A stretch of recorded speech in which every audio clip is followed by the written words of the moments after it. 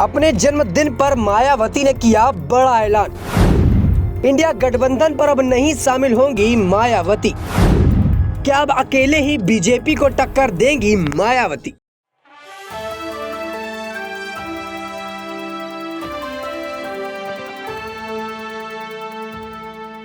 नमस्कार, आप देख रहे हैं नेक्स्ट 9 न्यूज पॉलिटिकल बाइट। मैं हूं आपके साथ आकाश त्रिवेदी। दर्शकों, आप सभी का बहुत बहुत स्वागत है हमारे खास प्रोग्राम बयानी बवाल पर। और बयानी बवाल के इस खास प्रोग्राम पर बात करेंगे मायावती को लेकर। आज बसपा सुप्रीमो मायावती का जन्मदिन है। पूरी नेक्स्ट 9 टीम की तरफ से उनको बहुत बहुत शुभकामनाएं। दर्शकों, मायावती के जन्मदिन के मौके पर उनको लगातार शुभकामनाएं, बधाइयां मिल रही हैं, लेकिन आज उनके बयान के बाद से उनको जो शुभकामनाएं हैं वो कहीं ना कहीं अब बद्दुआ में बदलती हुई नजर आ रही हैं। बता दें कि बसपा सुप्रीमो आज अपने जन्मदिन के मौके पर लखनऊ में प्रेस कॉन्फ्रेंस कर रही थी और आज उन्होंने एक बड़ा ऐलान कर दिया, जिसके बाद विपक्षी पार्टी यानी कि इंडिया गठबंधन को कड़े झटके लगे। बता दें कि कुछ वक्त पहले से यहाँ पर बसपा सुप्रीमो मायावती को इंडिया गठबंधन में शामिल करने की बातें चल रही थी। बसपा सुप्रीमो को इंडिया गठबंधन में शामिल करने के लिए लगातार यहां पर प्रस्ताव दिए जा रहे थे। अखिलेश यादव लगातार उनसे प्रस्ताव दे रहे थे, उनसे बातचीत कर रहे थे, इंडिया गठबंधन के नेता कर रहे थे और उनका बसपा सुप्रीमो का इंडिया गठबंधन में शामिल होने के लेकर अलग अलग प्रकार की चर्चाएं थी।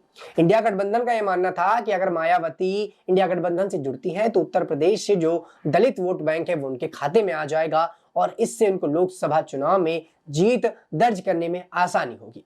लेकिन आज बसपा सुप्रीमो ने जो ऐलान किया उसके बाद से यहाँ पर ये विपक्षी पार्टियों के पानी गले नहीं उतर रहा। बता दें कि उन्होंने आज साफ तौर पर यह मना कर दिया कि वो किसी भी गठबंधन के साथ नहीं जुड़ेंगी, चाहे वो इंडिया गठबंधन हो चाहे वो एनडीए गठबंधन हो। वो अकेले चुनाव लड़ेंगी, क्योंकि उनका यह मानना है कि गठबंधन से चुनाव लड़ने पर अपनी ही पार्टी का नुकसान होता है।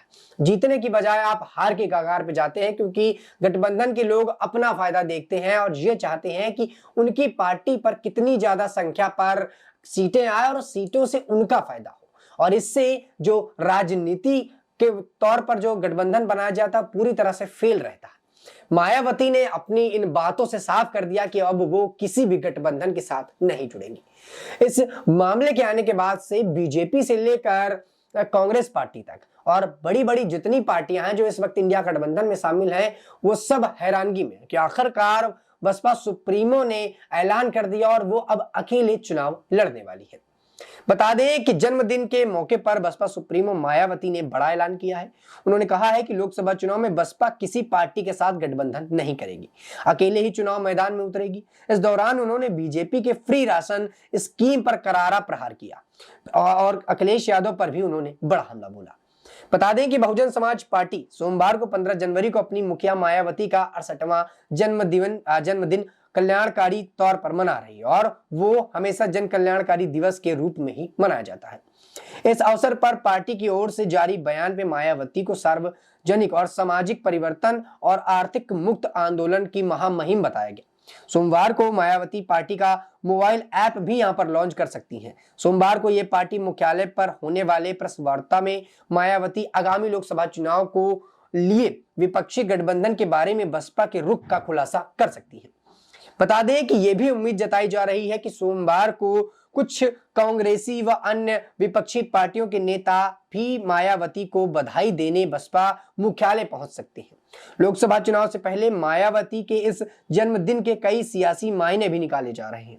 कांग्रेसी नेताओं के से मुलाकात को बसपा और कांग्रेस में भावी गठबंधन के जरिए जो है नजरिए से देखा जा रहा है। सोमवार को पुनः 11 बजे ये माल एवेन्यू स्थित बसपा मुख्यालय पर मायावती पार्टी का ब्लू बुक में संघर्षमय जीवन एवं बीएसपी मूवमेंट की जो है सरफनामा भाग 19 और इसके अंग्रेजी अनुवाद a travelogue of my struggle written lines of SP movement का विमोचना करने वाली है। साथ ही प्रेस वार्ता भी करेंगी। राजधानी लखनऊ में इस उपलक्ष्य पर बसपा की ओर से लगाए गए होल्डिंग्स में आयरन लेडी घोषित किया गया है।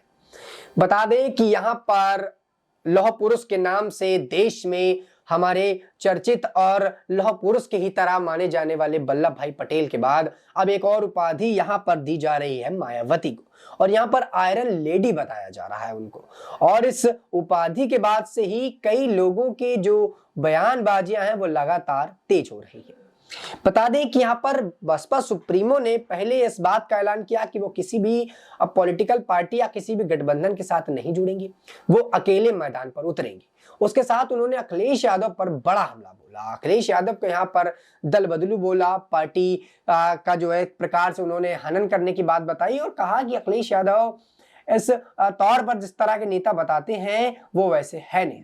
जबकि अखिलेश यादव की पत्नी डिंपल यादव का भी आज जन्मदिन है और इस जन्मदिन के मौके पर मायावती ने जो सरप्राइज यहां पर अखिलेश यादव को दिया है वो शायद यहां पर अखिलेश यादव नहीं भूलेंगे, क्योंकि अखिलेश यादव लगातार मायावती से बोल रहे थे कि आप इंडिया गठबंधन में शामिल हो जाइए, लेकिन वो शामिल नहीं हुए और एक करारा जवाब यहां पर अखिलेश यादव को उन्होंने दिया है। दर्शकों, जिस प्रकार से यहाँ पर मायावती लगातार बयान दे रही है, लगातार वो ये बता रही है कि किसी भी पार्टी के साथ वो जुड़ने वाली नहीं है और उनका ये बयान लगातार अपने आप में सुर्खियां बटोर रहा है। ऐसे में बीजेपी पार्टी पर भी वो बड़ी हमलावर हुई। उनका ये मानना है कि बीजेपी फ्री का राशन बांट के हिंदू मुस्लिम करवाकर और यहाँ पर हिंदुत्व के नाम पर वोट लेने की जो प्रक्रिया चला रही है वो चलने वाली नहीं है। वहीं उन्होंने कांग्रेस पार्टी पर भी हमला बोला, उन्होंने यहाँ पर इंडिया गठबंधन के नेताओं पर भी हमला बोला और कहा कि ये जो एजेंडे के रूप पर चला रहे हैं और बड़ी बड़ी पार्टियां एक साथ मिल भी जाएं तो कोई फायदा नहीं, चुनाव में गठबंधन का कोई फायदा नहीं होता है और ये गठबंधन करके गलतियां कर रहे हैं। बता दें कि यहाँ पर जिस प्रकार से मायावती ने बयान दिया ये कई लोगों के गले नहीं उतर रहा है, पानी अटक रहा है गले में और कहीं ना कहीं उनको हैरानी हो रही है कि मायावती अकेले कैसे उतरेंगी। अब सवाल लगातार ये उठता है कि क्या मायावती अकेले चुनाव मैदान पर उतरकर क्या लोकसभा चुनाव जीत सकती है, और यहां पर लगातार सवाल ये भी बन रहा है कि अब चंद्रशेखर के साथ वो जुड़ सकती है। बता दें कि मायावती भले ही यहां पर लोकसभा चुनाव अकेली न जीत पाए, लेकिन राज्य स्तर पर वो अपना वर्चस्व का जो सीढ़ी है उस पर अगली कदम रखते हुए अपनी जो और सीढ़ियां हैं आने वाले टाइम पर वो खुद को मजबूत करती हुई नजर आ सकती है। यहाँ पर दलित समुदाय की है वो और दलित समुदाय का वोट भी उनके साथ है और ऐसे में चंद्रशेखर आजाद जो ऐसे ही एक नेता हैं जो दलितों के मसीहा माने जाते हैं, वो भी अब कहीं ना कहीं मायावती के साथ जुड़ना चाहते हैं और इन दोनों पार्टियों का मिलना कहीं ना कहीं ये बताता है कि उत्तर प्रदेश की राजनीति पर अखिलेश को झटके लगने वाले हैं। अखिलेश यादव जो दावा करते हैं वो कहीं ना कहीं इस बार उनका जो है फेल होता हुआ नजर आ सकता है, मायावती अगर चंद्रशेखर के साथ आ जाती हैं तो। लेकिन फिलहाल मायावती ने अपने बयान पर यही कहा है कि वो अकेले इस चुनाव में उतरने वाली है और ऐसे में वो अपनी पार्टी पर एक ऐप भी लॉन्च करने जा रही है और उसको लेकर यहाँ पर तमाम प्रतिक्रियाएं वो अगले प्रेस कॉन्फ्रेंस पर देने वाली है। बता दें कि हाल ही में पार्टी मुखिया ने जब से अपने भतीजे आकाश आनंद की जिम्मेदारी बढ़ाई है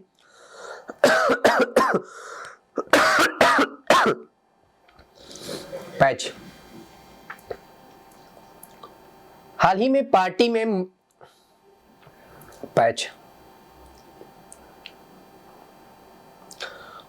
पार्टी मुखिया ने जब से अपने भतीजे आकाश आनंद की जिम्मेदारी बढ़ाई है तब से ही पार्टी ने अपना जनाधार बढ़ाने और कड़ार से अपना संपर्क बढ़ाने के लिए कई बड़े कदम उठाए। इसमें missed call, Facebook page, website शामिल है। सोशल मीडिया के इन माध्यमों के जरिए अब बसपा नेतृत्व अपने कड़ार को प्रोत्साहित करने और उनसे सीधे संवाद करने में जुट गया है।